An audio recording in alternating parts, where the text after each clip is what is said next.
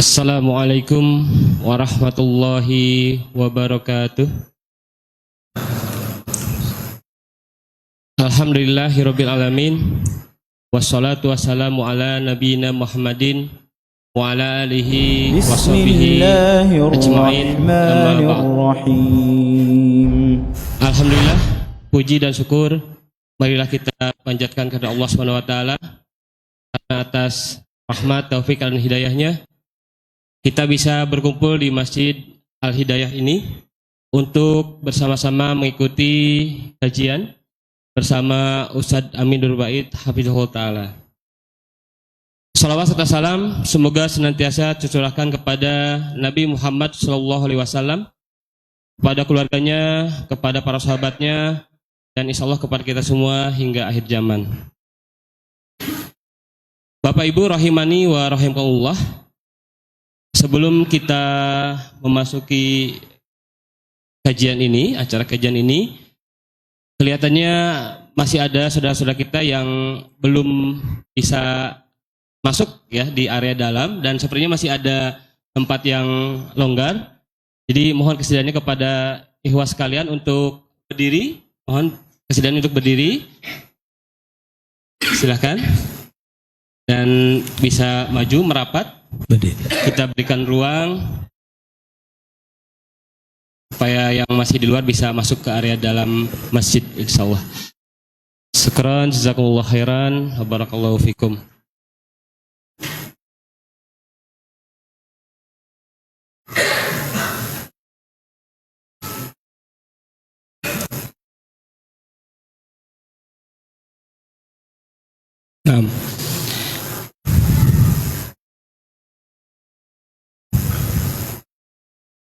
Bapak Ibu rahimani wa rahimakumullah, insya Allah pada kesempatan kali ini kita akan mempelajari satu tema, satu topik yang sangat menarik dan sangat bermanfaat, terutama untuk warga Cikarang, Kabupaten Bekasi khususnya, dan mungkin juga warga sekitar Kabupaten Bekasi, yang mana memang kebanyakan di daerah ini adalah industri, ya, kebanyakan dari sektor industri, dan kebanyakan warganya adalah bermata pelajaran sebagai karyawan.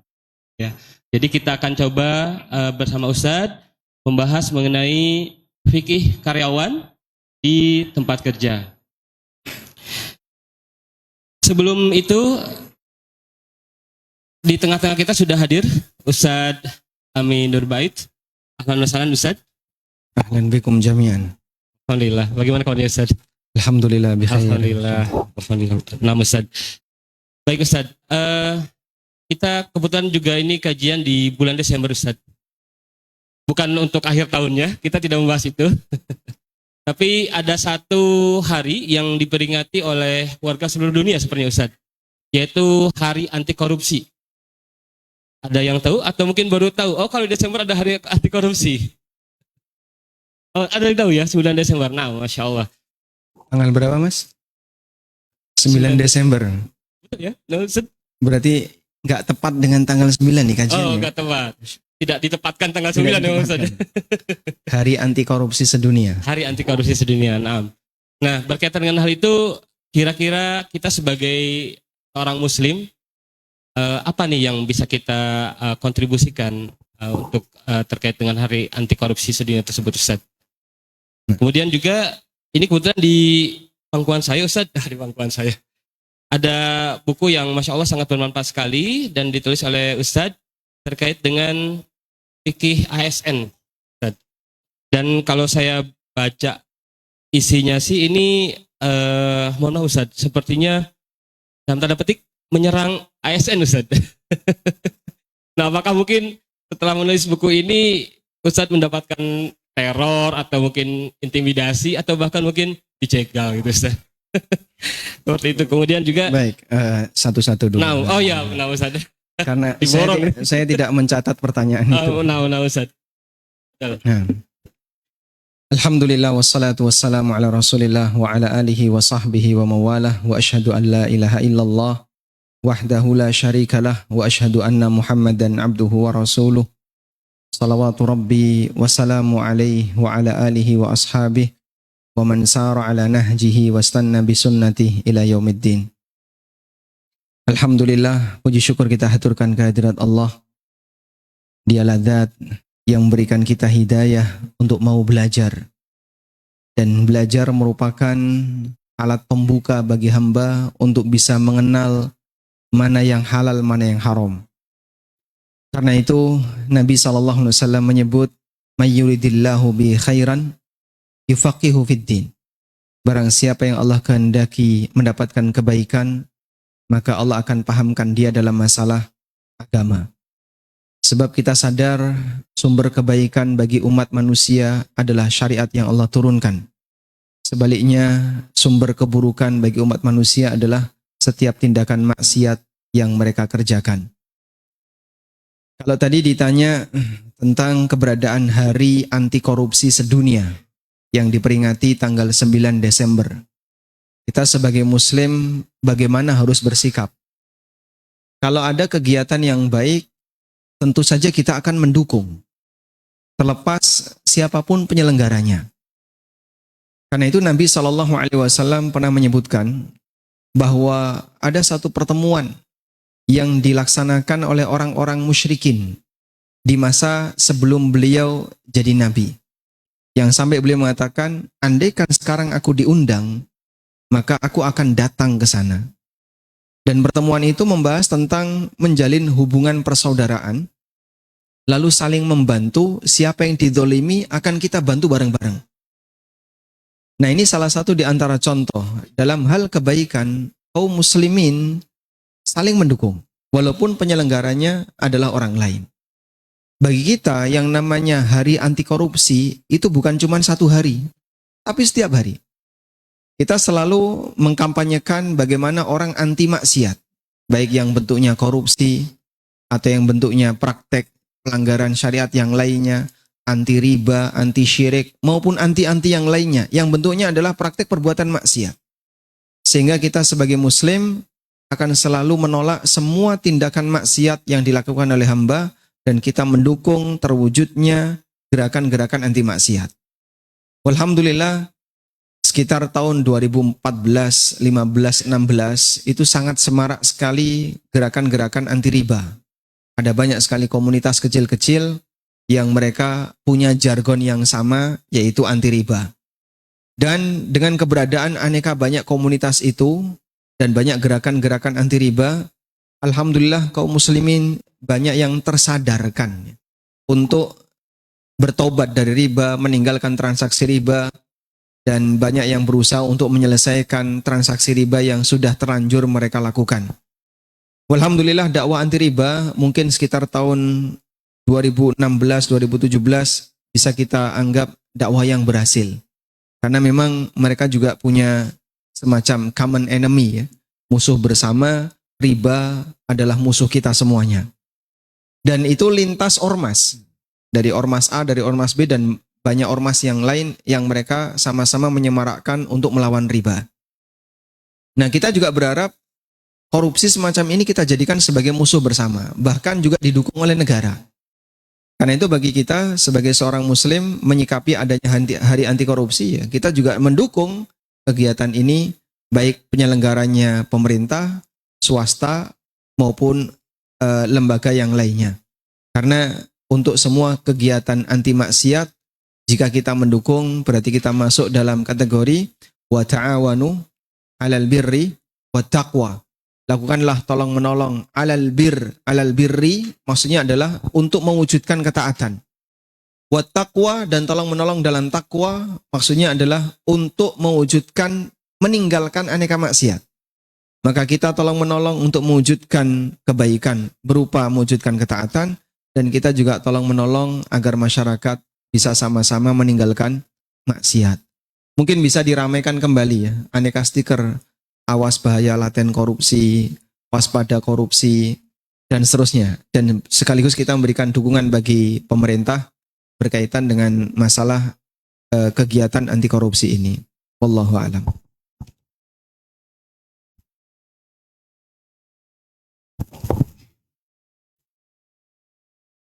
Nah, Jazakallah khairan Ustaz untuk penjelasannya. Jadi terkait dengan bagaimana sikap kita sebagai seorang muslim untuk hari anti korupsi tersebut, karena ini adalah hal yang baik, kita perlu mendukungnya Ustaz ya. Siapapun itu penyelenggaranya, baik itu dari pemerintah atau negara maupun dari swasta ya. Karena ini dalam rangka untuk kita menolak istilahnya atau anti dari maksiat ya, sebagai bagian dari anti maksiat, karena korupsi itu sendiri sebenarnya bagian dari maksiat. Sebagaimana tadi yang disampaikan oleh Ustadz, bahwa kita perlu mewujudkan saling tolong menolong, membantu dalam mewujudkan kebaikan dan juga meninggalkan maksiat. Nah, syukran Ustadz. Nah, ini maksud ke yang kedua Ustadz. Ya, Baik. nah, ya, jadi ini ada buku yang sangat menarik sekali Ustadz, yang ditulis oleh Ustadz terkait dengan fikih ASN ini Ustadz. Agak besar tulisan ASN-nya ini. Yang lebih gede ASN-nya. Yang besar ASN-nya. Itu cuma masalah desain tata letaknya saja. Oh, nah Ustadz. Jadi tidak ada maksud untuk menyerang ya Ustadz ya? Ya, nggak ada. Saya bukan orang yang sentimen dengan ASN. Dan tidak punya pengalaman buruk dengan ASN. Alhamdulillah. Sebagaimana ketika kita menulis tentang buku anti riba, bukan berarti karena saya sentimen dengan bank atau sentimen dengan orang bank. Tapi tujuan besarnya dalam rangka kewajiban muslim satu dengan muslim yang lain. Mereka punya tugas apa? Tawasau bil haqqi, saling mengingatkan dalam urusan kebenaran. Sehingga kalau itu adalah tindakan maksiat, kita berharap semoga maksiat itu bisa dihilangkan, minimal dikurangi.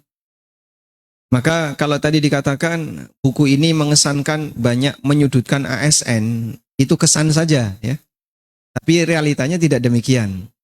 Karena memang konsekuensi ketika berdakwah, kadang ada sebagian orang yang merasa dia di posisi tidak aman.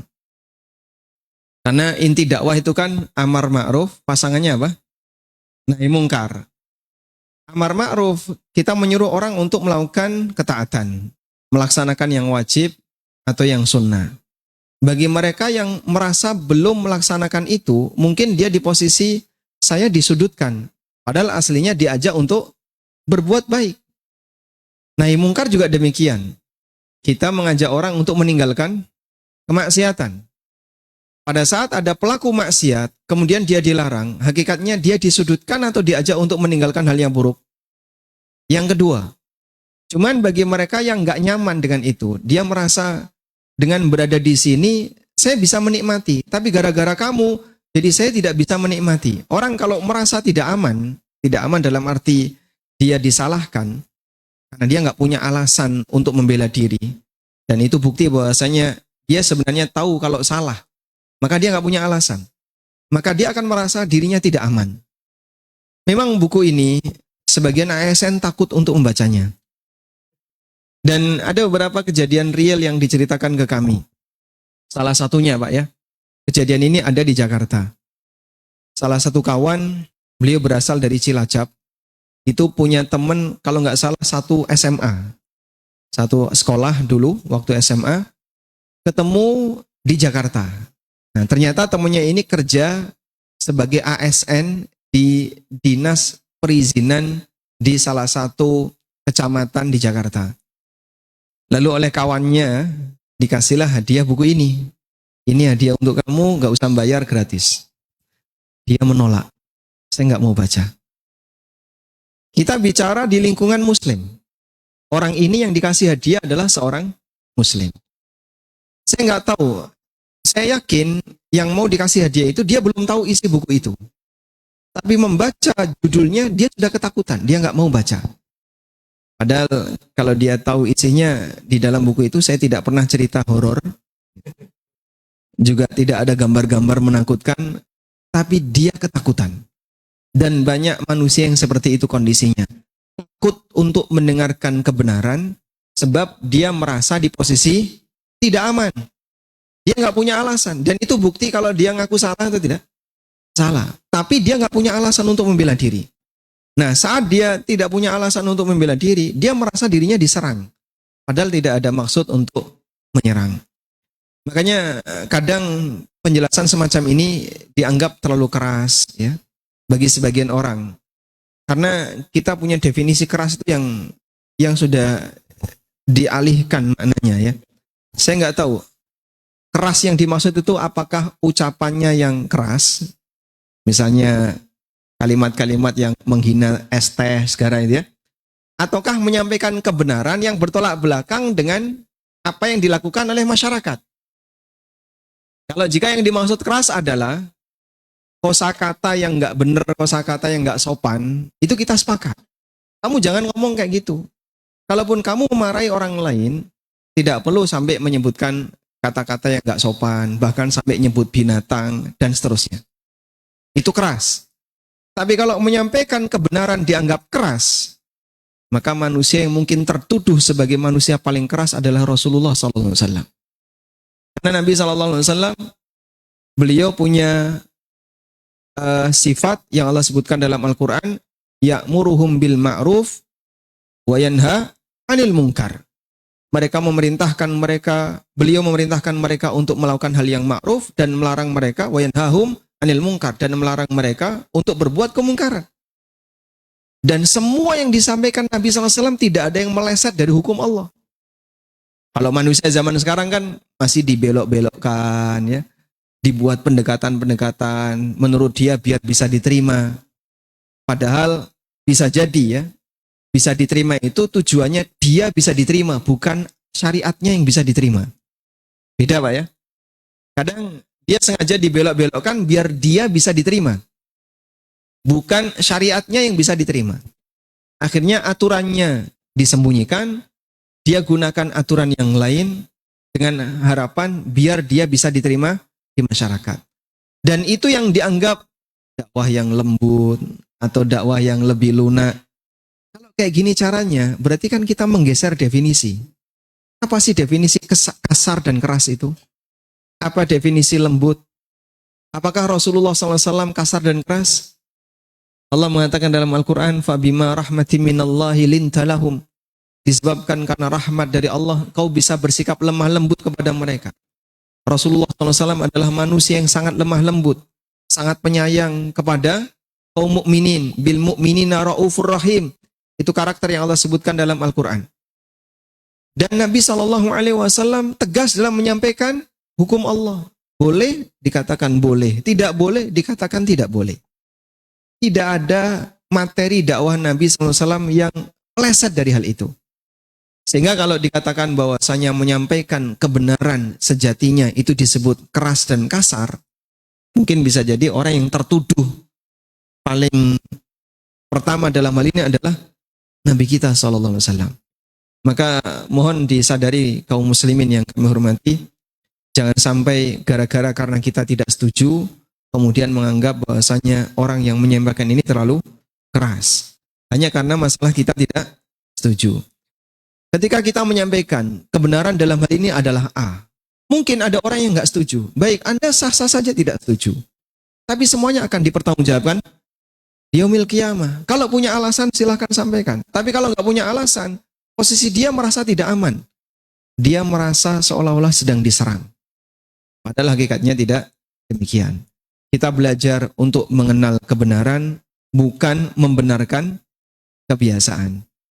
Nah, saya berharap semoga teman-teman ASN tidak merasa disudutkan dengan keberadaan buku ini, karena buku ini murni sejatinya ingin mengajak kawan-kawan ASN bisa lebih bertakwa kepada Allah. Dan saya punya keyakinan negara tidak akan rugi jika ASN bertakwa kepada Allah. Kira-kira kalau ASN yang bertakwa negaranya rugi nggak Pak? Rugi nggak? Tidak. Bahkan saya yakin sebaliknya. Negara akan dalam kondisi sangat aman dari sisi masalah kebocoran, keuangan dan yang lainnya ketika para aparat mereka adalah orang-orang yang bertakwa. Wallahu a'lam. Ustaz, jazakallahu khairan wa barakallahu fiik. Jadi sebetulnya sama sekali tidak ada niatan untuk menyerang ASN Ustaz ya. Saya tidak punya niat untuk itu ya, karena saya juga tidak punya pengalaman pahit dengan ASN. Walaupun pernah daftar nggak keterima. Jadi sebetulnya tujuan besar atau harapan besar dari penulisan buku ini justru mengajak para ASN khususnya dan juga kaum muslimin secara umum itu untuk bertakwa kepada Allah Ustaz ya. Dan kalau misalkan ASN-nya bertakwa, insya Allah negara juga tidak akan rugi ya Ustaz ya. Tidak akan rugi dan justru mungkin akan semakin aman dan semakin maju insya Allah Ustaz. Insya Allah. Nah, tapi mohon maaf Ustaz, saya kebetulan bukan ASN Ustaz. Apakah saya juga boleh Ustaz membaca buku ini? Artinya ini juga berlaku tidak hanya untuk ASN Ustaz, buku ini. Baik. Apakah buku ini hanya berlaku untuk ASN? Bukan syarat untuk baca buku ini harus ASN. Dan sebenarnya buku ini lebih banyak menyinggung tentang akad karyawan, baik dia karyawan negara maupun karyawan swasta. Nah, karena mengingat karyawan swasta ini mungkin yang lebih dominan, saya sebut lebih dominan dalam arti aneka aturannya lebih ketat, maka saya dahulukan fikih ASN dan karyawan. Sehingga teman-teman karyawan yang lain juga bisa menggunakan panduan buku ini untuk bisa menjadi karyawan yang ideal. Ada sebagian perusahaan di Cikarang dan di Kerawang ya, yang berkali-kali ngundang kami untuk menggunakan buku ini sebagai media people building. Jadi gimana caranya biar karyawan itu bisa lebih produktif, lebih bagus lagi kinerjanya, lebih profesional dengan menggunakan pendekatan agama. Karena dominan karyawannya adalah muslim. Alhamdulillah laporan dari sebagian ikhwah dan juga dari Direktur HRD ada pengaruh cukup signifikan ketika proses itu dilakukan. Edukasi dengan menggunakan pendekatan iman tidak akan kalah dengan edukasi yang menggunakan pendekatan psikologi. Mungkin di sebagian perusahaan, terkadang mereka melakukan kegiatan people building melalui pendekatan psikologi. Membangun semangat, membangun kebersamaan, membangun teamwork, dan seterusnya. Kita juga punya pendekatan yang semisal. Bahkan bisa lebih kuat lagi pengaruhnya. Karena kita sentuh bagian yang paling dalam, yaitu iman dan keyakinan. Sehingga kita kaitkan, pelanggaran yang kamu lakukan ini tidak hanya sebatas merugikan dunia kamu, tapi juga berbahaya bagi akhirat kamu. Mungkin Anda melakukan pelanggaran, baik dalam urusan jam kerja, pelanggaran dari sisi mengambil barang perusahaan yang bukan haknya, atau juga manipulasi data, termasuk pelanggaran-pelanggaran yang seharusnya nggak perlu lembur, dia paksakan harus lembur, dan seterusnya. Alhamdulillah dengan kita lakukan pendekatan, ini semuanya bahaya. Kamu mungkin bisa merasa aman ketika di dunia, tapi ingat hidup tidak sekali. Akan ada kehidupan yang kedua, di mana setiap orang akan menjalani hisab. Sehingga karakter harta yang kamu miliki hanya ada dua kemungkinan. Yang halal dihisab, yang haram diazab. Tidak ada yang ketiga. Jadi kalau gaji bapak campur antara yang halal dan yang haram, maka yang satu tidak lepas dari hisab, yang satu berpeluang azab. Jika Allah tidak mengampuninya. Nah, kita harapkan bisa jadi panduan bagi kaum muslimin yang membacanya, sehingga kalau dia ingin jadi karyawan yang bertakwa, maka dia akan lebih bisa profesional, lebih produktif ketika kerja, tidak malas-malasan, tidak korupsi waktu, dan seterusnya. Dan kami juga berharap semoga nanti perusahaan-perusahaan yang lain bisa mencontoh seperti itu, sehingga kita melakukan proses people building dengan menggunakan pendekatan agama. Wallahu a'lam. Nah, jazakallah khairan Ustaz. Baik, jadi sebetulnya ini juga sangat bermanfaat untuk saya pribadi sebagai karyawan dan juga mungkin Bapak Ibu rahimani wa rahimakumullah yang hadir di masjid ini ya, meskipun bukan sebagai ASN. Karena di sini ASN ada nggak? Yang ASN ada di sini. Ini takut angkat tangan. Khawatir yang diserang. Nah, iya Ustaz, tadi menarik juga Ustaz ya. Jadi kadang-kadang memang ada ketakutan ketika kita mendapatkan kebenaran Ustaz ya. Jadi yang disampaikan takut membacanya, padahal sebetulnya kita belum tahu isinya bagaimana Ustaz ya. Jadi seolah-olah kita itu kayak apa isinya Ustaz, menghakimi buku dari covernya saja seperti itu Ustaz ya. Nah, padahal sebetulnya di sini akan sangat banyak sekali hal-hal yang mungkin juga belum diketahui sebelumnya ya, bagaimana ketika kita sebagai ASN atau mungkin sebagai karyawan itu bisa menjadi ASN atau karyawan yang ideal Ustaz ya. Tapi mungkin bisa disampaikan Ustaz secara singkat seperti apa sih sebetulnya ASN atau karyawan yang ideal dari sudut pandang Islam, Ustaz?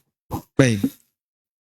Kalau kita berbicara tentang seperti apa karyawan dan ASN yang ideal, Allah Subhanahu wa taala di beberapa ayat itu menceritakan tentang orang-orang soleh dan juga makhluk tertentu yang mereka menjadi, bisa kita sebut dalam tanda kutip, karyawan yang ideal. Saya awali dari cerita seorang nabi yang diangkat sebagai aparat. Siapa beliau? Nabi Yusuf alaihissalam. Nabi Yusuf, beliau menjalani proses perjalanan hidup yang luar biasa. Dari siklus turun ke bawah, lalu diangkat oleh Allah naik ke atas. Pada posisi sampai ketika beliau dimasukkan ke dalam sumur. Lalu beliau ditemu oleh rombongan dagang. Dan itu pun yang nemu bukan bosnya, tapi pembantunya. Fa'arsalu waridahum fa'adla dalwa. Qala ya bushra hadha gulam wa asarruhu bida'atan. Jadi yang menemukan itu namanya warid. Fa'arsalu waridahum. Mereka mengirim waridnya untuk mengambil air. Warid itu kalau dalam sebuah perjalanan adalah ibarat kernet kalau bis. Ya. Itu namanya warid. Dia nanti yang menyiapkan perbekalan, ngambil air dan seterusnya. Nah, saat si warid ini ngambil air, dia masukkan timbanya ke dalam sumur, begitu diangkat ternyata ada seorang anak. Maka dia mengatakan, ya bushra hadza gulam. Kabar gembira ini adalah seorang anak. Lalu apa yang terjadi? Dia nggak ingin diketahui oleh bosnya. Maka si anak yang dia temu ini ditaruh di bagasi bareng dengan barang. Wa asarruhu, mereka menyembunyikannya bida'atan bareng dengan barang-barang. Masya Allah ya. Coba bayangin, calon nabi, tapi ketika ditaruhnya di mana? Di bagasi. Setelah itu dijual. Bagaimana cara menjualnya? Wa syarauhu bithamanin bakhsin darahima ma'dudatin wa kanu fihi minaz zahidin. Mereka menjual Yusuf bithamanin bakhsin dengan harga yang murah. Darahim, hanya beberapa dirham. Ma'dudatin, yang bisa dihitung. Dirham sama dinar mahal mana? Dirham. Dengan harga dirham yang bisa dihitung. Wa kanu fihi minaz zahidin, dan mereka fihi terhadap Yusuf minaz zahidin adalah orang yang zuhud. Zuhud artinya apa? Gak butuh. Yang jual gak butuh, yang beli gak butuh. Kira-kira apa Pak? Barang yang ketika ditransaksikan dalam kondisi yang jual nggak butuh, yang beli nggak butuh. Rosok. Iya Pak. Barang rosokan. Anda misalnya punya kulkas bekas, atau mesin cuci bekas, atau kipas angin bekas. Ada tukang rosok lewat. Berapa? Di kilo 5.000. Itu ngelepasnya mungkin sambil nangis. Ini kalau bisa nangis-nangis kita. Ini kulkas waktu beli sekian juta, tapi ketika dijual cuma 10.000. Gak ada harganya sama sekali. Kita nyimpen juga buat apa, malah jadi sarang kecoa. Ketika dijual harganya hilang, dikasihkan orang gak ada yang mau nerima. Suasana seperti itu yang terjadi saat Yusuf ditransaksikan. Wa syarauhu bithamanin bakhsin darahima ma'dudatin wa kanu fihi minaz zahidin. Mereka menjual Yusuf dengan harga yang sangat murah. Hanya beberapa dirham ma'dudah yang bisa dihitung. Wa kanu fihi minaz zahidin. Dan mereka nggak butuh dengan Yusuf. Calon Nabi. Calon Nabi. Makanya sebagian ulama mengatakan, andaikan dunia itu mulia di sisi Allah, maka Allah tidak akan memberlakukan nabinya seperti ini.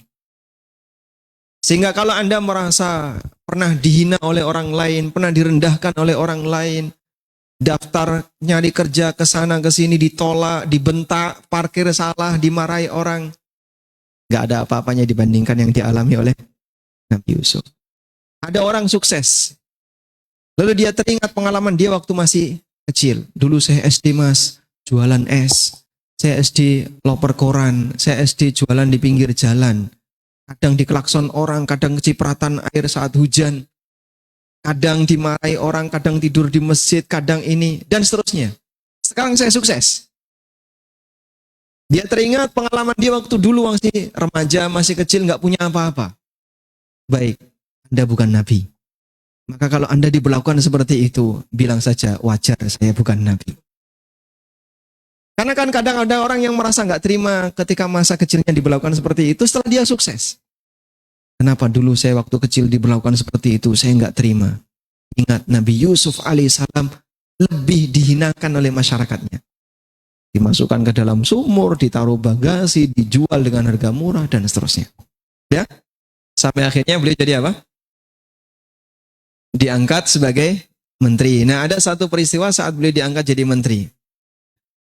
Saat raja itu berbicara dengan Yusuf, falamma kallamahu qala innakal yawma ladaina makinun amin. Ketika Yusuf berbicara dengan raja, maka sang raja langsung mengatakan, innakal yawma ladaina makinun amin. Mulai hari ini kau punya posisi yang dekat dengan aku. Itu pasca bicara dengan Yusuf. Sebelumnya raja tidak kenal, sehingga ketika Nabi Yusuf berbicara dengan sang raja, orang yang baik ketika dikenal dan ditemui, maka aroma keindahan tata bicaranya, sopan santunnya akan membuat orang jadi tertarik. Sehingga langsung, innakal yawma ladaina makinun amin. Mulai hari ini kamu punya posisi yang dekat denganku. Lalu Yusuf mengajukan dirinya. Qala ja'alni ala khazainil ardi inni hafizun alim. Yusuf mengatakan, jadikan aku sebagai khazainil ard, bendahara bagi negara. Inni hafizun alim. Ada dua sifat yang beliau sebutkan. Hafiz, bisa menjaga, alim, dan mengetahui. Artinya apa? Bisa menjaga, artinya beliau amanah. Alim, bisa beliau mengetahui, artinya beliau punya kemampuan untuk ngurusi itu. Dan dua ini adalah karakter utama karyawan yang ideal. Dia punya sifat yang amanah dan dia punya kemampuan. Baik, kita beralih kepada kisah Nabi setelah Yusuf yang jadi karyawan. Siapa beliau? Nabi Musa alaihissalam. Nabi Musa alaihissalam sewaktu diundang oleh dua wanita, dia mengatakan kepada Musa, inna abi, sesungguhnya ayahku yad'uka liyajziyaka ajra ma saqaita lana. Ayahku mengajak Anda karena beliau ingin memberikan upah sebab Anda telah membantu kami memberikan air minum kepada ternak kami. Jadi peristiwanya kan gini ya. Musa lari dari mana, Pak? Dari Mesir. Lalu beliau mengarah ke arah Madian. Kemudian beliau singgah di sebuah tempat dan di situ ada sebuah sumur, banyak orang yang memberi minum kepada ternaknya. Dan ada dua wanita yang dia nggak bisa karena ada banyak laki-laki. Terus dibantu oleh Musa. Lalu wanita ini mendekat. Setelah dibantu oleh Musa, dia mendekat. Inna abi yad'uka liyajziyaka ajra ma saqaita lana. Bapakku mengundang Anda untuk ke rumah, beliau ingin memberi sesuatu kepada Anda. Baik. Coba Pak, direnungkan Pak. Apakah wanita ini sudah WA bapaknya? Atau kirim SMS ke bapaknya? Sehingga dia bisa bilang, bapakku ngundang Anda untuk ke rumah. Gimana Pak? Atau mungkin beliau punya ilmu telepati. Dihubungi bapaknya lewat telepati, Pak, ini ada seorang lelaki yang bantu saya, gimana ini Pak? Undang dia ke rumah. Atau seperti itu? Gimana Pak? Tidak. Nah, kenapa wanita ini pakai atas nama bapaknya? Itulah ciri wanita solihah. Jadi terkadang ada wanita yang berminat pada lelaki, dia bukan pakai atas nama dirinya. Yang sopan itu pakai atas nama siapa? Bapaknya. Makanya kalau ada jomblo misalnya, kalau ada akhwat bilang, bapak ngundang kamu ke rumah. Itu sebenarnya yang ngundang siapa Pak? Yang ngundang siapa? Gas. Yang ngundang berarti siapa? Akhwatnya, bukan orang tuanya. Tapi pakai atas nama bapaknya. Sehingga dia yang sebenarnya berminat, maka dia pakai atas nama bapaknya untuk menjaga sopan santun. Maka datanglah Musa ke rumah orang ini. Kemudian setelah Musa bercerita, lalu salah satu di antara putri orang ini mengatakan, dan ini bukan Nabi Syuaib ya.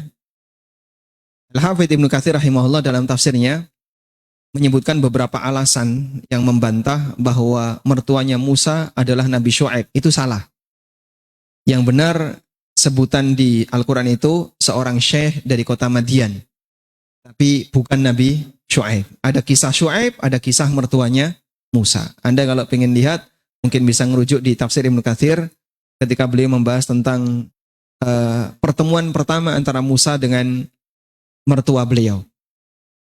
Nah, salah satu di antara putrinya ini mengatakan, "Ya abatistajirhu inna khaira man istajartal qawiyul amin." Wahai ayahku, istajirhu. Pekerjakanlah orang ini. Pekerjakan orang ini. Inna khaira man istajarta. Sesungguhnya orang terbaik yang bisa kau jadikan sebagai pekerja adalah al-qawiyul amin, yang kuat lagi amanah. Dah? Berarti ada dua sifat. Sebagai karyawan yang ideal adalah dua ini, kuat lagi amanah. Kuat artinya apa? Punya kemampuan, punya kapabilitas. Amanah, ya sebagaimana tadi Nabi Yusuf, hafidh, dia bisa menjaga. Dah? Ini manusia kedua yang diceritakan oleh Allah sebagai orang yang pernah jadi karyawan. Baik. Kita beralih kepada makhluk yang ketiga. Setelah Nabi Yusuf, ada Nabi Sulaiman. Setelah Nabi Musa, ada Nabi Sulaiman. Sulaiman dengan Musa duluan mana? Musa dengan Sulaiman duluan mana? Duluan Sulaiman. Atau duluan Musa? Duluan Musa. Allah berfirman di surat Al-Baqarah, "Alam tara ilal mala'i min bani Israila min ba'di Musa idh qalu linabiyyin lahum ba'ath lana malikan nuqatil fi sabilillah." Ada peristiwa Raja Jalut dilawan oleh Raja Talut. Yang muslim yang mana? Talut. Sudah? Nah, Talut ini punya pasukan namanya Dawud. Dawud ini siapa? Raja Dawud, Nabi Dawud, dan beliau adalah ayahnya Sulaiman. Dan ketika Allah menceritakan peristiwa itu, Allah mengatakan, "Alam tara ilal mala'i min bani Israila mim ba'di Musa." Tahukah kamu sebuah peristiwa yang terjadi di kalangan Bani Israel mim ba'di Musa, setelah Musa. Dan itu jauh setelah Musa. Ya? Sulaiman alaihissalam. Beliau menjadi seorang raja yang punya kekuasaan luar biasa.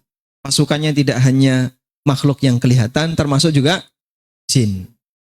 Waktu Sulaiman mengadakan sayembara untuk memindahkan apa?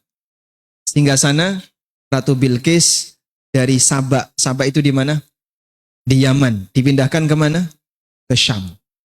Syam tempat kerajaannya Sulaiman. Jaraknya berapa, Pak? Ya bisa Anda ukur ya. Yaman itu selatannya Saudi, Syam itu utaranya Saudi. Ifrit sebagai jin yang merasa kuat, dia mengajukan diri. Ana atika bihi qabla an takuma min maqamik wa inni alaihi laqawiyyun amin.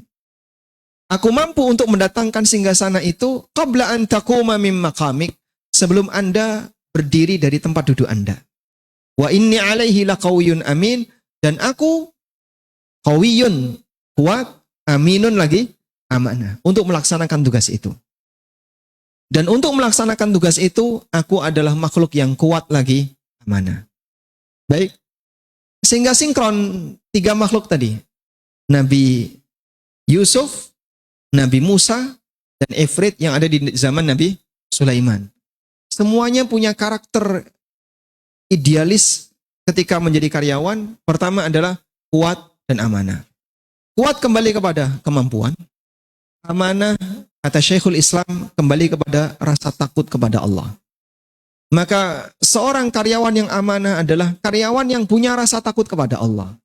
Sehingga dia selalu berhati-hati dalam setiap urusan yang dia kerjakan. Karena dia yakin setiap tindakan dan aktivitas yang dia lakukan akan dipertanggungjawabkan di akhirat. Akan dipertanggungjawabkan di akhirat. Sehingga dia akan bersikap amanah, dia akan bersikap selalu menjaga dengan baik. Kalau karyawan punya dua karakter ini, maka dia akan menjadi karyawan yang ideal. Wallahu a'lam. Masya Allah, jazakallah khairan Ustaz. Jadi dari penjelasan Ustaz kita dapat kesimpulan bahwa karyawan yang ideal itu minimal memiliki dua karakter utama Ustaz ya. Qawiyun, kuat atau memiliki kemampuan, kapabilitas, dan amin artinya amanah. Amin di sini bisa juga diterjemahkan dengan takut kepada Allah. Sehingga tentu akan berpikir panjang ketika akan melakukan tindakan yang melanggar seperti tadi terkait dengan korupsi misalnya Ustaz, seperti demikian. Baik, Bapak Ibu rahimani wa rahimakumullah, dalam kesempatan kali ini kami juga memberikan kesempatan kepada Bapak Ibu untuk bertanya, baik itu secara langsung ya, di belakang sudah ada panitia yang nanti juga bisa memberikan mic-nya kepada Bapak-bapak terutama yang ingin bertanya kepada Ustaz secara langsung, dan juga bisa melalui tulisan. Nanti juga ada panitia yang dapat mengumpulkan pertanyaan-pertanyaan dari Bapak Ibu rahimani wa rahimakumullah. Baik. Di belakang ada mungkin yang akan bertanya secara langsung? Di belakang. Sebelah sana. Baik, Isya jam berapa Isya? 19.22 Ustaz, sekitar 5 menit lagi. Masya 5 menit Allah. lagi. Baik. Cukup Ustaz, satu Mikrofon berjalan 5 menit ya. Fadal. Bismillahirrahmanirrahim. Assalamualaikum warahmatullahi wabarakatuh. Waalaikumsalam warahmatullahi wabarakatuh. Afan Ustadz, Ana mau bertanya, mungkin ada dua pertanyaan ini. Yang pertama, di perusahaan Ana kan mulai masuk itu jam 7 pagi, terus pulang jam 4 sore. Ya, yang jadi pertanyaan Ana, kalau misalnya sedangkan masalah sholat 5 waktu. Yang sholat asar itu kan terkadang jam 3, terkadang jam 3 kurang. Sedangkan pulangnya jam 4. Nah, kita sudah minta izin ke atasan untuk melakukan sholat berjamaah di pas jam sholat asar gitu. Apakah itu melakukan pelanggaran atau tidak? Ini yang pertama. Terus yang kedua, untuk masalah asuransi. Di perusahaan kami diadakan asuransi kesehatan. Lalu dalam jangka 1 tahun itu, misalnya kita tidak menggunakannya, kita dapat undian nih. Nanti akan diakumulasi di undian di hari tertentu. Misalnya kita nggak memakai sama sekali, yang diundi itu terkadang dapat hadiah umroh itu, Tad. Apakah umroh itu termasuk halal kita gunakan atau tidak? Mungkin cukup itu Ustaz. Jazakallahu khairan. Assalamualaikum warahmatullahi wabarakatuh. Waalaikumsalam warahmatullahi wabarakatuh. Saya punya waktu berapa menit menjawab? 3 menit Ustaz. 3 menit, Masya Allah. Baik. Kita coba jawab yang pertama ya. Ketika ASN atau karyawan yang jam kerjanya itu nanti akan nabrak jam sholat, terutama sholat asar. Mungkin yang paling sering jadi kasus di sini adalah untuk sholat asar. Kita kalau sholat asar baik sendiri maupun berjamaah, apakah itu terhitung pelanggaran terhadap jam kerja? Karena kita sendiri tidak ingin melanggar jam kerja. Mungkin ada 2 pertimbangan yang ingin kita sampaikan. Pertimbangan pertama begini. Ada bagian kebutuhan asasi manusia yang itu harus dia lakukan, dan ketika itu dilakukan tidak boleh dihitung sebagai pengurang jam kerja. Karena ini aturan yang sifatnya baku. Kebutuhan asasi contohnya apa Pak? Ke toilet. Ke toilet itu asasi enggak? Asasi. Kalau misalnya Anda bekerja tapi dilarang ke toilet selama jam kerja, itu mungkin enggak Pak? Ya? Mungkin enggak? Tidak mungkin. Andaikan ada perusahaan seperti itu, melanggar enggak itu? Mungkin Anda bisa katakan ini perusahaan melanggar. Karena dia tidak memberikan waktu yang paling asasi bagi hidup seorang hamba, di mana orang tidak boleh ke toilet selama kerja. Dan itu mustahil. maka mungkin bisa dilaporkan ke Disnaker atau dinas terkait kasus semacam ini. Baik, kalau misalnya Pak, ada orang yang kerja tapi dia punya penyakit seneng kencing misalnya. Target minum banyak, apalagi dia intermittent fasting ya. Cuman minum sehari berapa liter? 2 liter, bahkan lebih sampai 3 liter. Dia bawa botol gede itu. Minum banyak, bolak-balik ke toilet. Anggaplah misalnya sekali buang air kecil butuh waktu berapa? 5 menit cukup? Hah? Kurang, Masya Allah. 5 menit itu baru buka tutup ya. Misalnya untuk 1 kali siklus buang air kecil itu dia butuh waktu anggaplah 7 menit. 7 menit plus jalannya. Kali 5. Berarti berapa itu? 7 menit kali 5. 35 menit. Setengah jam sendiri. Apakah perusahaan akan protes disebabkan karena ada karyawan seperti ini? Saya yakin tidak. Perusahaan menyadari kau ke toilet itu kebutuhan asasi. Sehingga tidak mungkin bisa dihindari. Nah, daripada kamu ngompol di sini urusannya lebih panjang. Mending dia dibiarkan ke toilet. Maka dalam kondisi ini kebutuhan yang sifatnya asasi tidak boleh dijadikan sebagai pengurang jam kerja. Tidak boleh dijadikan sebagai pengurang jam kerja, itu artinya itu tidak dinilai sebagai pengurang jam kerja. Biarkan, karena itu hak setiap manusia. Baik. Jadinya gimana ini? Ini baru 3 menit ya. Berarti kurang 3 menit lagi. Berarti kita ada isya dulu. Nah, Terus kita lanjut lagi setelah setelah sholat. Setelah Isya lanjut lagi. Baik. Kita sholat isya, kemudian lanjut setelah sholat isya insyaAllah. Wassallallahu ala nabiyyina Muhammadin wa ala alihi wa sahbihi wa sallam. Jazakallah khairan wa barakallahu fiik Ustaz. Kita jeda sholat isya dahulu, Bapak Ibu rahimani wa rahimakumullah, dan setelah kita akan lanjutkan setelah ba'da sholat isya. Ba'da isya. 6.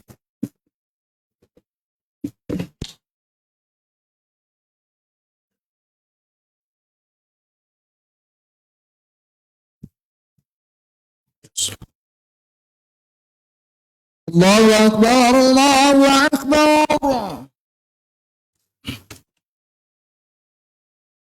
Allahu Akbar, Allahu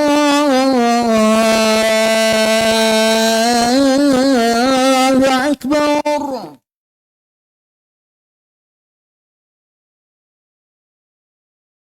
أشهد أن لا إله إلا الله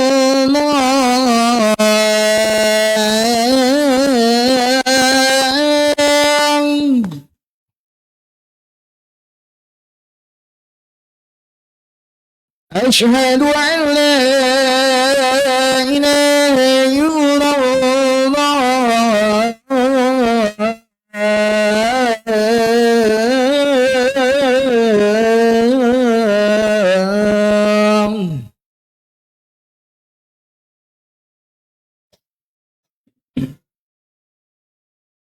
أشهد أن محمدا رسول الله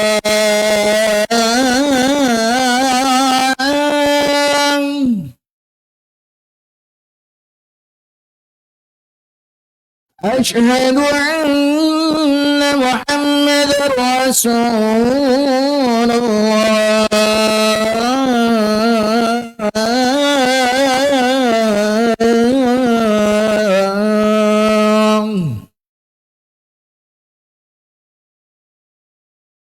حي على الصلاة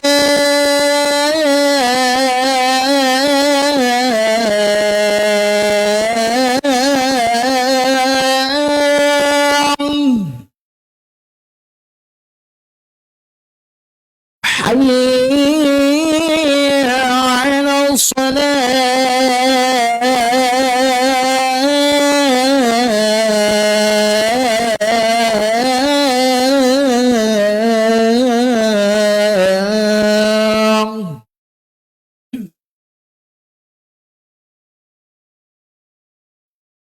حي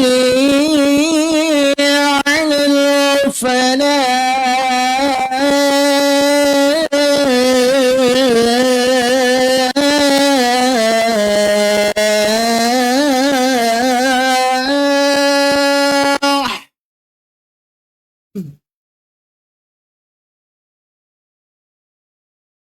حي على الفلاح.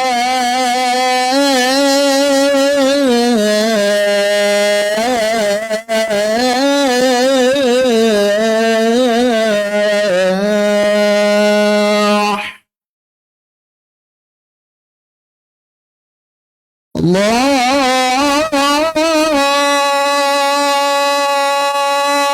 أكبر الله أكبر. لا إله إلا الله.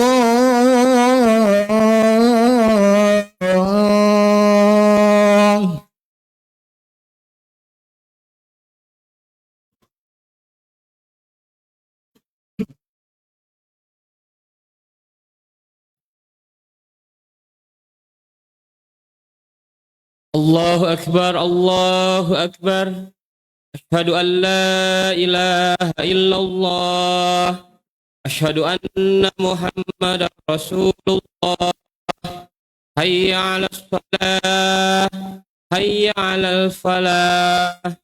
قد قامت الصلاة قد قامت الصلاة. الله أكبر الله أكبر. لا إله إلا الله.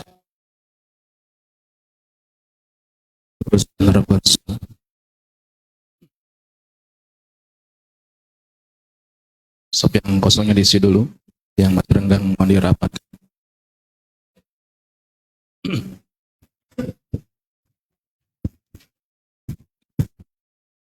Allahu Akbar.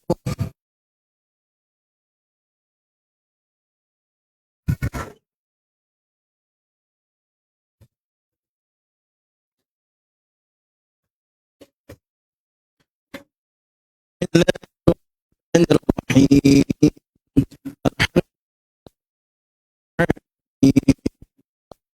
Bismillahirrahmanirrahim. Maliki yaumiddin. Iyyaka na'budu wa iyyaka nasta'in. Ihdinas siratal mustaqim. Siratal ladzina an'amta 'alaihim ghairil maghdubi 'alaihim waladdallin.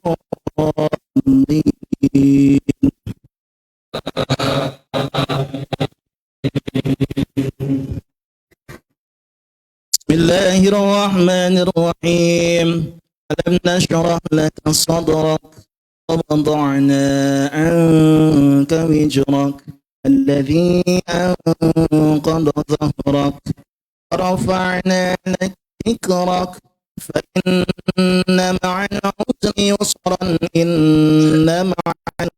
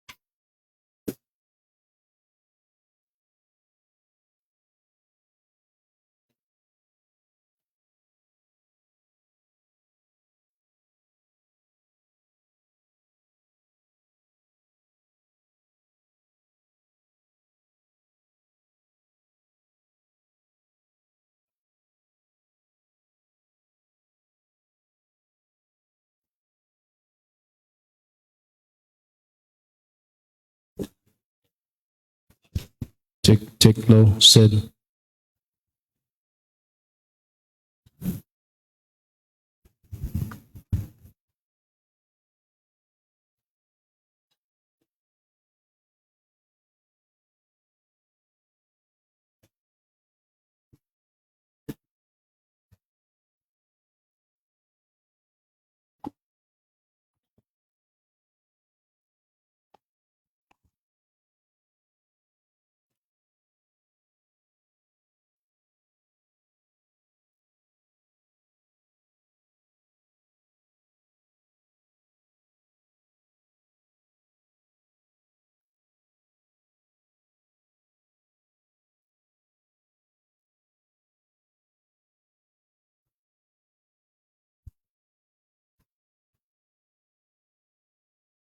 Bismillah.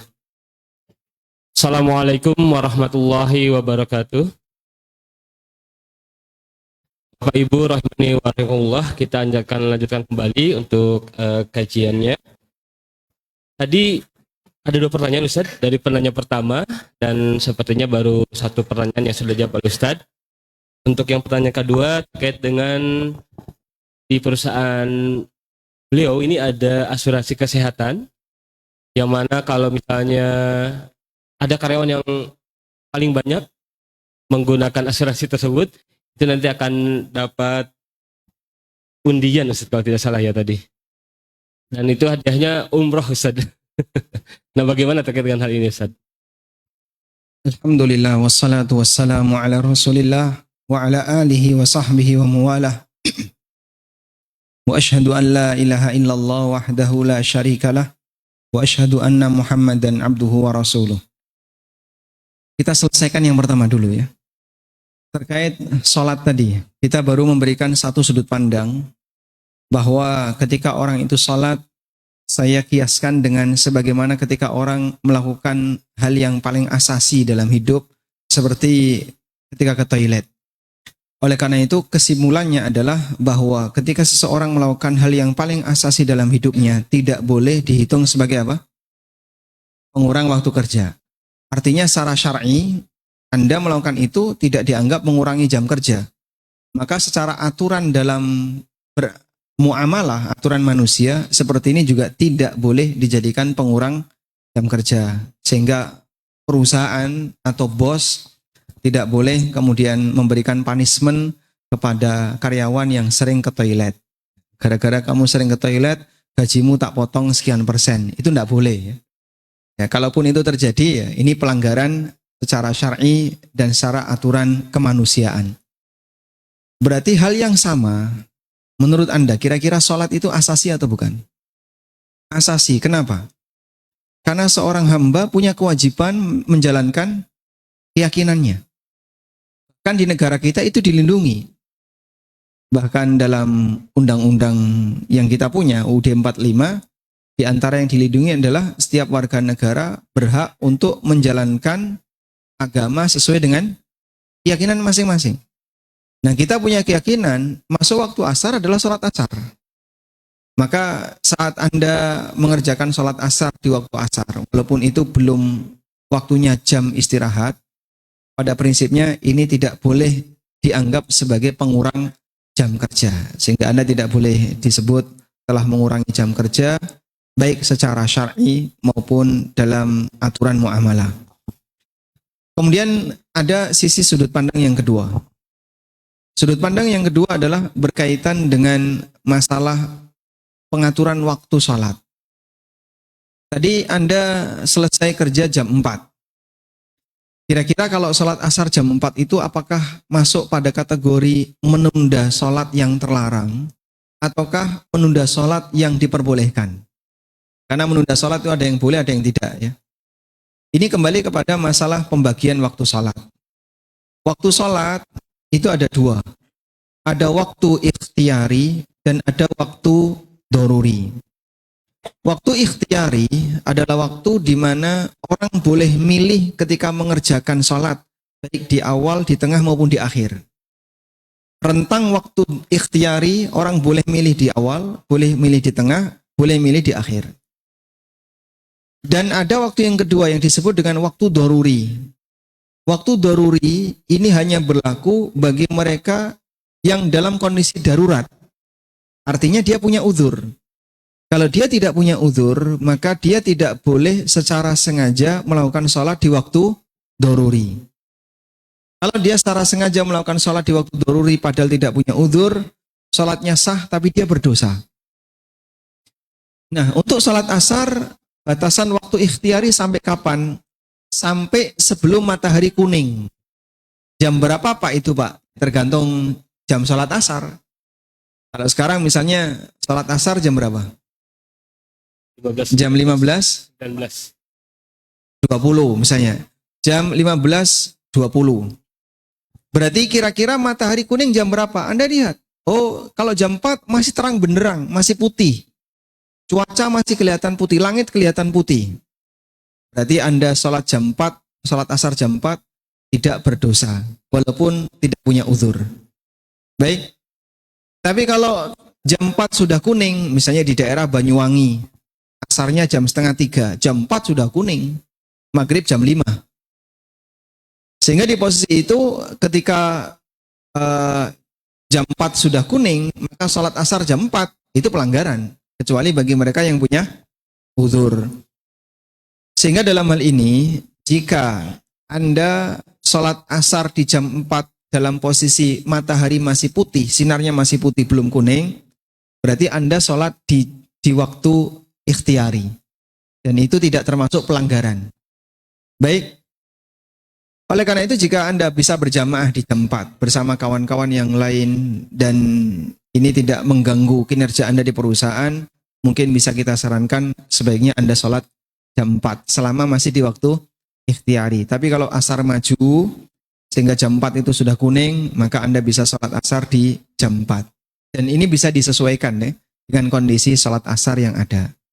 Wallahu alam. Insya Allah bisa dipahami ya. Baik. Berikutnya terkait masalah asuransi tadi. Asuransi yang tadi Anda ceritakan, yang saya pahami berarti preminya itu dibayarkan ke perusahaan. Bukan ke instansi yang lain, bukan ke stakeholder yang berbeda. Karena dibayarkan ke perusahaan, maka selanjutnya perusahaan punya hak untuk menetapkan siapa yang menerima. Nah, ini juga perlu dilihat sumber dananya dari mana. Apakah potongan gaji karyawan ataukah murni hibah dari perusahaan? Kalau potongan gaji karyawan, berarti perhitungannya adalah Anda mendapatkan gaji anggaplah 100% itu 5 juta. Tapi dipotong oleh asuransi perusahaan sehingga dimasukkan ke sana dipotong 250.000. Sudah? Berarti 250.000 itu adalah uang Anda yang ditaruh di perusahaan. Kalau itu hadiah dari perusahaan, berarti gaji Anda utuh. Cuman perusahaan memberikan hibah kepada karyawan tambahan berupa jaminan kesehatan dengan nilai per bulan sekian ratus ribu. Sudah? Untuk yang kedua ini, kalaupun hangus, nggak ada masalah. Karena sifatnya kan jaminan. Artinya, ketidakjelasan apakah dapat dan tidak dapat. Dalam kegiatan yang sifatnya sosial, gharar sosial itu boleh. Saya ulang ya, gharar ketidakjelasan ya. Dalam kegiatan sosial, itu hukumnya boleh. Contoh gharar sosial gimana Pak? Hadiah itu sosial atau bukan? Sosial. Hadiah makin gharar makin hadiah. Anda ketika ngasih hadiah, bungkusnya transparan atau nggak kelihatan? Hah? Tertutup. Kenapa tertutup? Karena kalau transparan kurang menarik. Sehingga kalau ngasih hadiah kado misalnya, tapi kelihatan dari luar, udah tahu isinya gue. Tapi kalau Anda ngasih hadiah, nggak kelihatan isinya apa, ada surprise yang akan Anda berikan kepada si penerima hadiah. Boleh seperti ini, Pak? Boleh. Kenapa? Karena sosial, gratis. Goror gratis, boleh. Sehingga tadi ya, perusahaan memberikan hibah kepada karyawan berupa jaminan kesehatan. Dan itu goror, nggak jelas. Kalau sakit dapat, kalau nggak sakit nggak dapat. Boleh nggak pakai gitu? Boleh, karena sifatnya gratis. Beda dengan yang bayar tadi. Nah, kalau yang bayar ini berbeda lagi perhitungannya. Nah, yang saya pahami jika itu adalah gratis, insya Allah tidak masalah. Wallahu a'lam. Nah, jazakallah khairan Ustaz untuk jawaban yang telah disampaikan. Di sini sudah ada pertanyaan Ustaz dari jamaah. Baik. Saya bacakan Ustaz. Untuk pertanyaan pertama, Assalamualaikum Ustaz. Waalaikumsalam. Maaf izin bertanya. Saya seorang karyawan di sebuah perusahaan. Dalam perusahaan tersebut, posisi saya sudah di bagian manajemen dan termasuk pengambil keputusan. Saya dan teman-teman saya di bagian manajemen tersebut sepakat bahwa kita bisa memakai fasilitas perusahaan untuk kepentingan pribadi, tetapi dengan pemberitahuan. Fasilitas tersebut seperti mobil perusahaan. Bagaimana hukumnya Ustadz dengan kesepakatan kita tersebut? Jazakallah khairan. Ini perusahaan swasta ya, berarti ada ownernya. Nah, bisa nggak bagian manajemen atau para atasan ini memastikan kalau owner sudah ridho dengan itu? Kalau ownernya mengizinkan, oh nggak masalah, silakan aja dipakai, siapa yang butuh, silakan pakai. Alhamdulillah, berarti kebijakan pihak manajemen dalam hal ini dibenarkan. Karena yang bersangkutan telah apa? Yang memiliki sudah merelakan. Tapi kalau yang memiliki pemiliknya belum merelakan, kemudian manajemen mengizinkan, nah ini dia nggak punya hak. Itu kan karyawan mengizinkan karyawan, padahal dia belum punya wewenang untuk itu. Maka dalam posisi ini pihak manajemen tidak punya hak untuk memberikan izin. Oleh karena itu pastikan ya di jajaran atasan tadi, kalau mau membuat keputusan mengizinkan karyawan menggunakan fasilitas perusahaan untuk kepentingan pribadi, pastikan bahwa pihak owner membolehkan. Wallahu a'lam. Nah, jazakallah khairan, barakallahu fiik Ustaz untuk jawabannya. Kemudian pertanyaan kedua, Ustaz, mohon penjelasannya hukum melamar pekerjaan sedangkan kita sedang terikat dengan perusahaan tempat kita bekerja saat ini. Karena hal tersebut sangat masyhur di Indonesia. Karena apa? Hal tersebut sangat masyhur. Pelanggaran tersebut sangat masyhur di Indonesia. Baik. Coba ya, kita buat ilustrasi. Yang ini ada dalilnya. Nabi SAW mengatakan, wala yabi ahadukum ala bai'i akhi. Seseorang tidak boleh menawarkan barang yang kepada konsumen yang sedang terikat dengan penjual yang lain. Jadi misalnya ya, si A sedang transaksi dengan si B untuk sebuah mobil. Si A penjual, si B pembeli. Dah, mereka dalam proses tawar-menawar. Terus kita mendekat ke B. B, saya aja, saya punya mobil bagus. Mereknya sama dengan mobilnya si A, punya saya lebih bagus, lebih murah. Boleh nggak kayak gini? Boleh? Nggak boleh. Nabi SAW tidak mengizinkan. Kecuali jika apa? Mereka sudah putus. Kalau si B sudah menyatakan, enggak, saya enggak berminat, saya enggak jadi beli mobil kamu, udah. Berarti udah selesai. Nah, silahkan barulah Anda maju. Ketika Anda maju menawarkan barang Anda, silahkan. Juga sebaliknya, tidak boleh seseorang menawar barang yang sedang ditawar oleh orang lain. A sebagai penjual, B sebagai pembeli, sedang tawar-menawar. Tiba-tiba datang mukidi. Ikut nawar. Ditawar berapa sama B? 300. Ini mobil bagus. Saya berani 400. Dan itu ada B. Maka A lebih cenderung ke siapa? Mukidi. Sehingga dengan sebab si mukidi ini, maka B tersingkirkan. Padahal mereka belum selesai. Mukidi ini namanya najis. Transaksinya namanya transaksi najasah. Transaksi najas ini nggak boleh. Nabi SAW mengatakan, wala tanajashu. Janganlah kalian saling melakukan transaksi najas. Baik. Dalam jual beli seperti ini nggak boleh. Nah, kira-kira karyawan tuh boleh nggak? Kurang lebih sama. Kadang nakalnya perusahaan kan kayak gini ya. Ada karyawan sedang bekerja di perusahaan A. Lalu perusahaan B datang mempengaruhi karyawan tadi. Kamu pindah aja ke tempat saya. Berapa gajimu terakhir? Sekian juta. Kita bisa kasih 2 kali lipat. Dengan beban kerja yang sama. Sudah? Akhirnya karena ditawari seperti itu, putuslah dia dengan A, pindah ke B. Ditawari lagi oleh C, putus dengan B, pindah ke C. Sakit hati nggak perusahaan yang pertama, Pak? Sebagaimana kamu tidak ingin diperlakukan seperti itu, maka jangan memperlakukan orang lain seperti itu. Maka tidak boleh mempengaruhi karyawan untuk berpindah dari satu perusahaan ke perusahaan yang lain. Sebagaimana kita tidak boleh mempengaruhi orang untuk membeli barang yang sedang ditawar oleh orang lain. Tunggu sampai selesai. Udah? Terus prosedur yang benar gimana? Kalau karyawan ini sudah selesai masa kontrak dan dia sudah bukan lagi karyawan di situ, terus pindah ke perusahaan yang lain, silahkan. Terjadi pengalihan secara sehat, sehingga tidak sampai menimbulkan sakit hati bagi perusahaan yang lain. Baik. Nah, bagaimana kalau misalnya karyawannya sendiri yang berminat? Kalau tadi kan karena dipengaruhi oleh perusahaan. Kalau karyawannya sendiri yang berminat gimana? Kalau karyawannya sendiri yang berminat, coba dilihat, Anda itu terikat kontrak atau tidak? Tidak, Pak. Berarti boleh keluar sewaktu-waktu? Iya. Kalau demikian, jika memang Anda boleh keluar sewaktu-waktu, maka kami sarankan keluar dulu, baru setelah itu daftar. Wah, nggak jaminan, Pak. Belum tentu keluar dari kandang singa, masuk ke kandang kambing.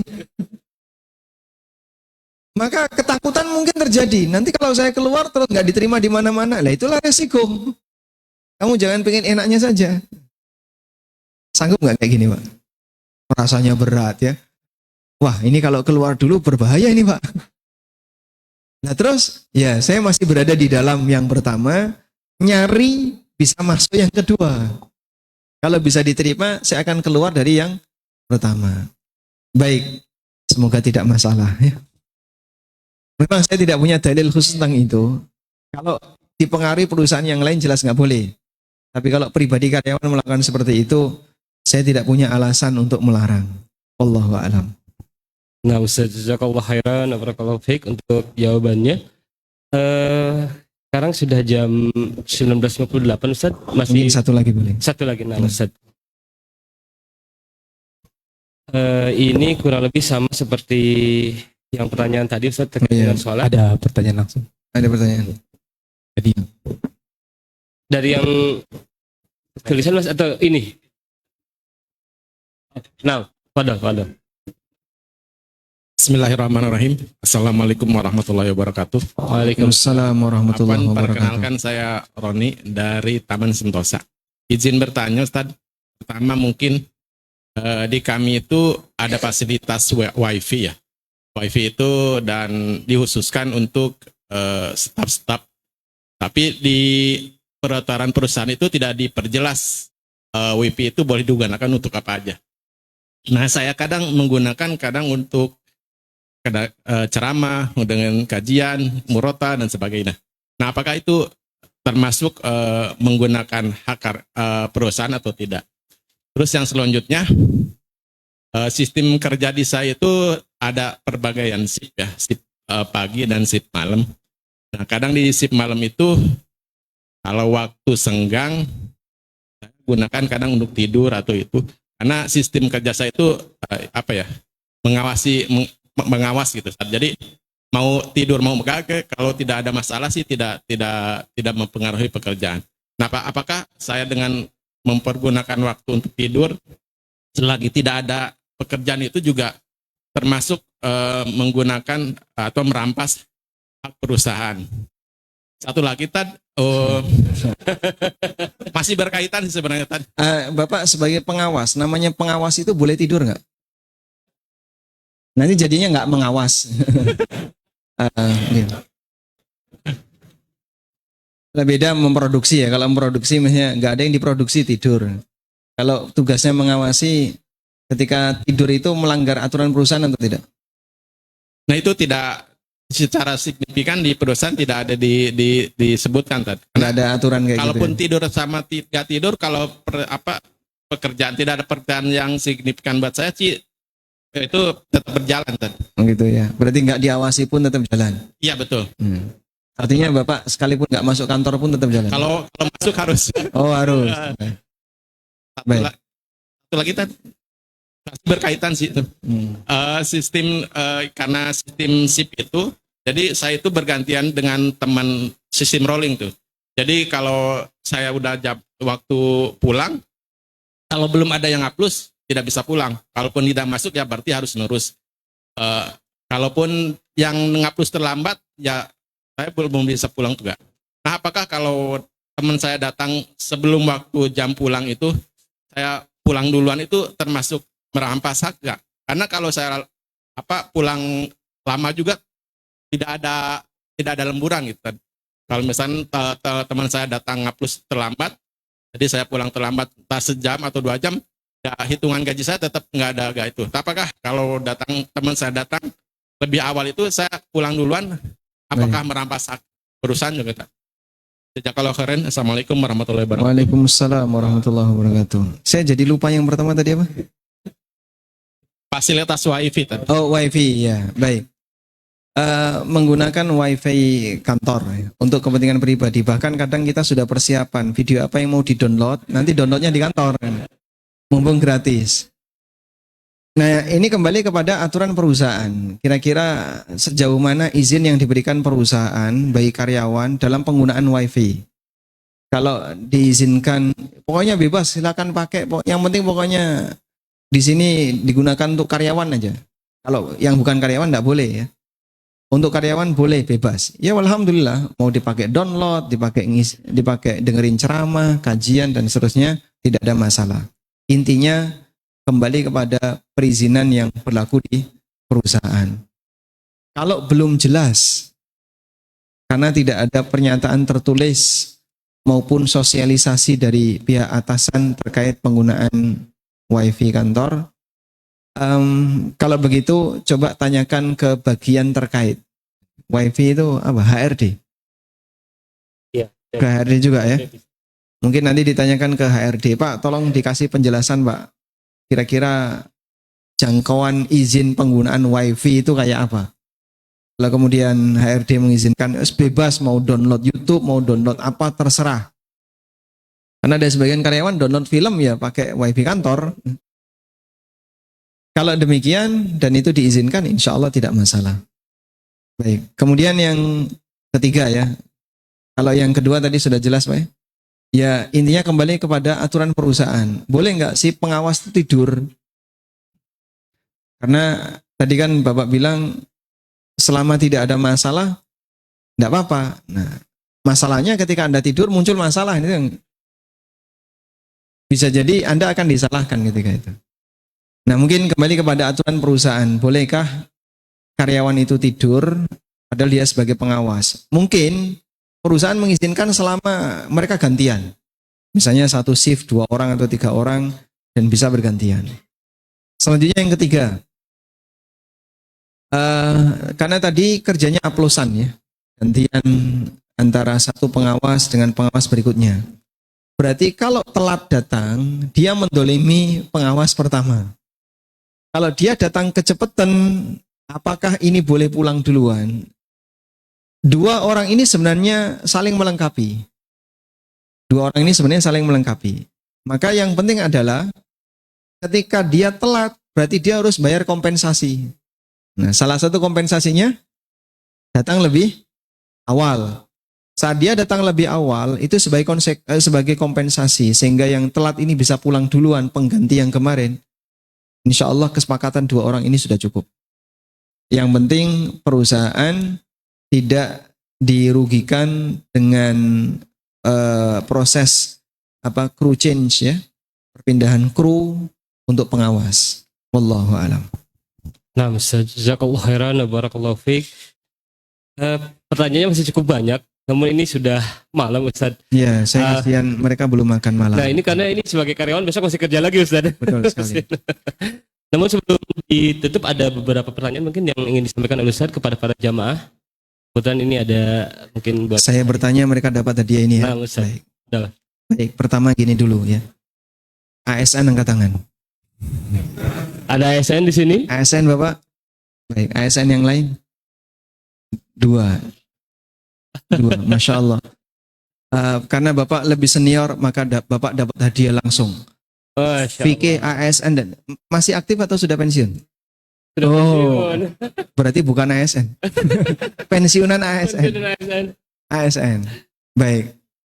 Diajarkan ke juniornya bisa nggak Pak ini Pak? Siap. Masya Masya Allah. Allah.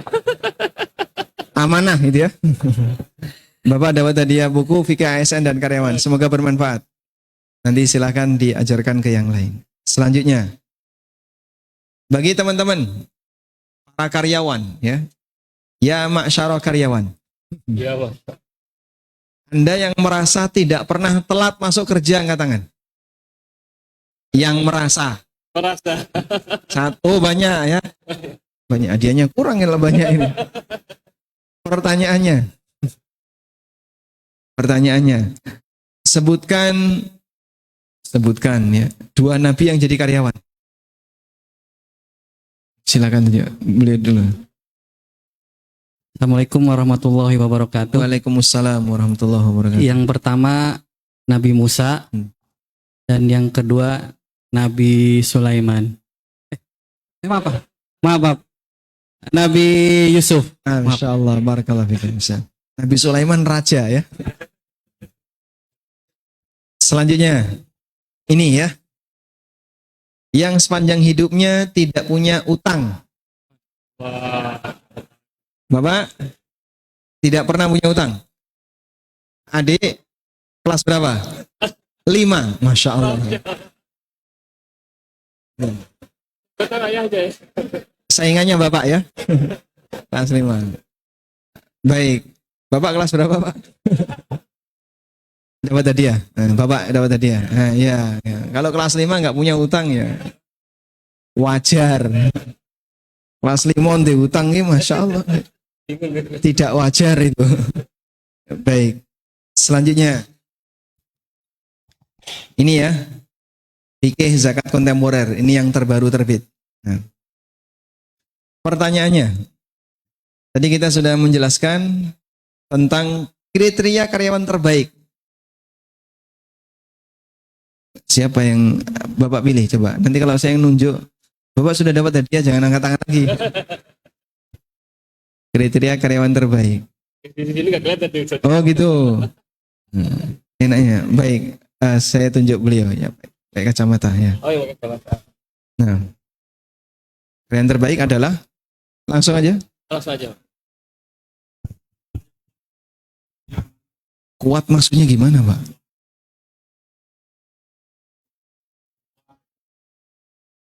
Kuat fisik, kemampuan. Kalau mampu tapi lemes, terus amanah maksudnya gimana?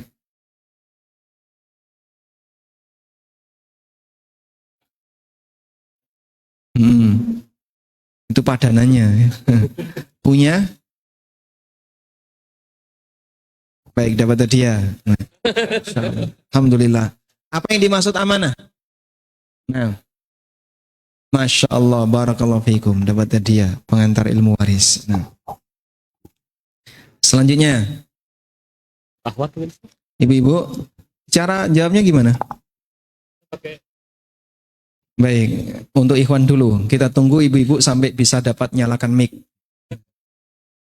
Selanjutnya untuk bapak-bapak ya, ini fikih jual beli dan harta haram, belajar muamalah dari 000. Itu mulai dari buku ini.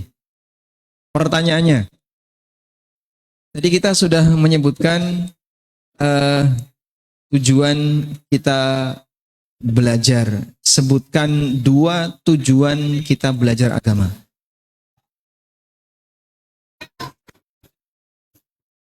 Sebutkan, baik. 1. Agar bisa Ya.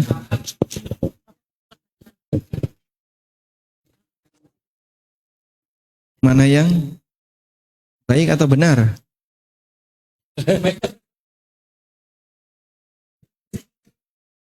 Baik, dapat hadiah.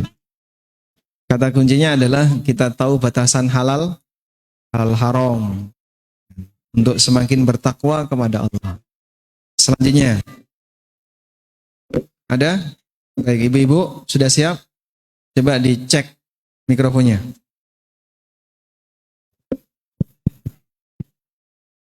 Sudah siap? Cek dulu. Cek. Sudah ya? Pertanyaan untuk ibu-ibu. Biar nggak berlama-lama, langsung siapa yang megang mikrofon, karena Anda angkat tangan kan kita nggak lihat ya. Silakan yang bisa jawab, ambil mikrofon, segera jawab. Ada panitia nggak di belakang? Ada, nanti panitia bisa bantu untuk nunjuk siapa yang berhak jawab. Tidak? Baik. Kita berbicara tentang karyawan ya. Dan tadi kita sudah sebutkan mengenai masalah anti korupsi. Pertanyaannya, apa dalil kalau kita harus mendukung gerakan anti korupsi?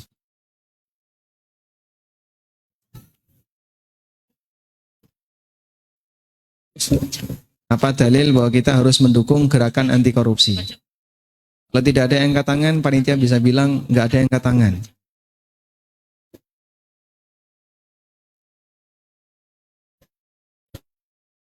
Tidak ada? Ada Pak Rofik di belakang? Tidak ada? Tidak ada. Baik, untuk bapak-bapak. Masya Allah. Barakallahu fikum. Wa ta'awanu 'alal birri wa taqwa wa la ta'awanu 'alal itsmi wal udwan. Sehingga kalau itu gerakan anti maksiat, ya kita dukung. Selanjutnya, kembali ke ibu-ibu. Ya, ibu-ibu ini pertanyaan sejarah biasanya nyambung ya. Baik.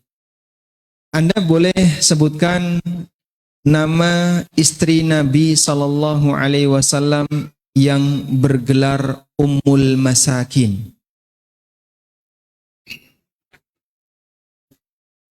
Siapa nama istri Nabi Sallallahu Alaihi Wasallam yang bergelar Ummul Masakin? Ada yang angkat tangan?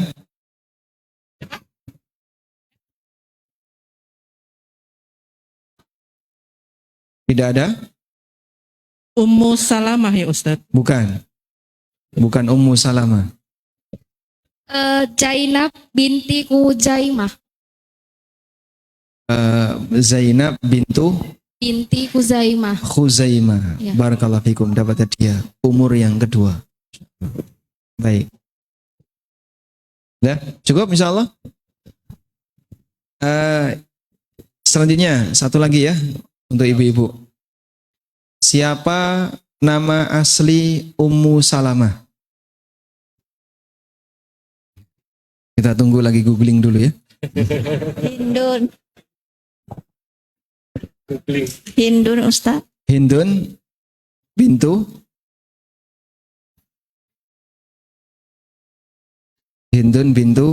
Abu Hindun. Hindun binti Abu Umayyah. Masya Allah, dapat hadiah. Baik. Buku fikih bermadhab mengantar memahami cara beragama. Ini seperti rambu-rambu dalam beragama. Jadi Anda kalau berlalu lintas kan ada rambu-rambu ya. Maka beragama juga ada rambu-rambunya. Nah, rambu-rambu beragama itu saya ceritakan di buku ini. Pertanyaannya, siapa nama ketua takmir Masjid Al Hidayah? Ketua takmirnya mana? Ada ketua takmir? Masih kerja. Oh, masih kerja. Baik. Ini kita hadiahkan untuk masjid saja ya. Untuk Masjid Al Hidayah biar nanti bisa dibaca bareng-bareng. Demikian, semoga bermanfaat. Wassalamualaikum wa akhiru da'wana alhamdulillahi rabbil alamin. Wassalamualaikum warahmatullahi wabarakatuh. Waalaikumsalam warahmatullahi wabarakatuh. Jazakallahu khairan wa barakallahu fiik untuk Ustaz yang sudah menyampaikan materi kepada kita semua, dan semoga ilmu yang disampaikan oleh Ustaz bisa bermanfaat dan bisa kita amalkan dalam kehidupan kita sehari-hari. Jazakumullah khairan wa barakallahu fikum untuk Bapak Ibu rahimani wa rahimakumullah yang sudah hadir di dalam kajian ini, dan insya Allah kita akan bertemu kembali ke dalam kajian berikutnya di Masjid Al Hidayah. Jazakumullah khairan wa barakallahu fikum. Kita tutup dengan doa kafaratul majlis. Subhanaka Allahumma wa bihamdika asyhadu an la ilaha illa anta astaghfiruka wa atubu ilaik. Assalamualaikum warahmatullahi wabarakatuh.